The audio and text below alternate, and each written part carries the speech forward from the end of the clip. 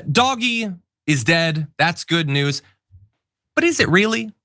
Like, everybody's reporting that Doggy is dead. The organization is sort of being shut down, but is it actually shut down? There's reason to believe not so much, and we'll return to that in just a sec. But a lot of people are excited about it formally going away, and let's not allow it to go away without at least one more time acknowledging what an almost immeasurably epic failure it was in its stated goals, at least. So when he was first tapped to lead Doggy, remember, it was his idea. Nobody else had ever thought about efficiency in government before. He came up with that in the same way that he invented electric cars and rockets, and I think he invented Mars, actually. So he said he would cut $2 trillion within the first year. So then, before Trump even gets into office, he says he's gonna cut just $1 trillion instead.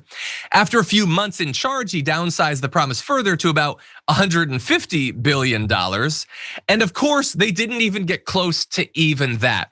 And again, why would you keep putting him in positions in power if he proves he can't deliver? That's what he said you should have as your operating principle. So let's talk more about some of these numbers. This summer, Doggy said that it had saved America $52.8 billion by terminating government contracts. So Politico did an in-depth analysis. They could only verify $32.7 billion in actual claimed canceled contracts for a total savings, once you factor in the massive amount that had to be repaid to workers who had been illegally fired and all the lawsuits and all that, a savings of just $1.4 billion. So he promised $2 trillion, they delivered $1.4 billion. And that's so charitable to pretend that all of that is an actual savings when we have lost so much of what we already paid for. Those workers are fired, they're not coming back. They were doing real work. So this isn't even actually a savings. It's literally just less money being spent, even though we're all suffering because of it. And to give an example of how ridiculous their attempts to explain the funding that they were supposedly saving were, in one case, Doggy said that it had saved taxpayers $8 billion by canceling a single contract worth a maximum of $8 million. It's ridiculous. It's an absolute laughing stock. It always was. The idea that nobody's ever tried to save money in government before, we need Elon Musk to do that. And then he proves that he's not remotely interested in doing that. Now, I made clear in the intro to this, it failed in its stated goals to save that money. Now, it didn't fail in its actual goals. It didn't fail in Elon Musk's goals. Elon Musk doesn't actually care about saving $2 trillion of the taxpayer. What the hell does he care about that? He cares about crippling the ability of the government to investigate his companies. And they did succeed in that. They fired tens of thousands, hundreds of thousands of people. They shut down whole organizations, and those are still gone. It didn't really save any money, but it did stop them from investigating him. Remember, Elon Musk routinely breaks the law. That's already been demonstrated for a long time. We just now can't really look into it anymore.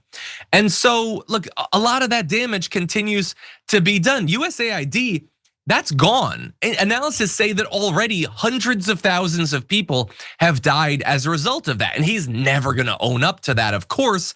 He comes up with these insane evasions to save his ego. In that same interview on the WTF podcast, he said that he made it so that every government payment now has to have a comment attached to it, and that'll save $100 to $200 billion a year.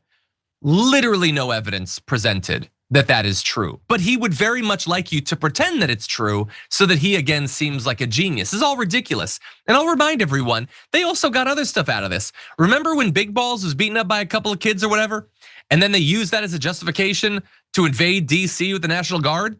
That was just the first domino. They've now done that to multiple states, and they got that thanks to Doggy. They sent the world's weakest little boy out there to be beaten up by two kids, and look at the good it's done for their movement, if not for the country.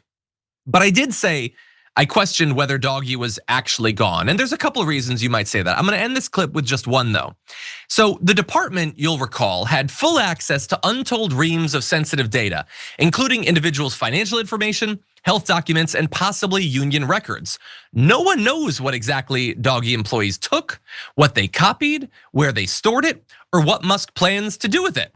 They covered up what they were doing and what data they were filching by turning off monitoring tools and deleting records of access. They tampered with the code, God knows what they left behind.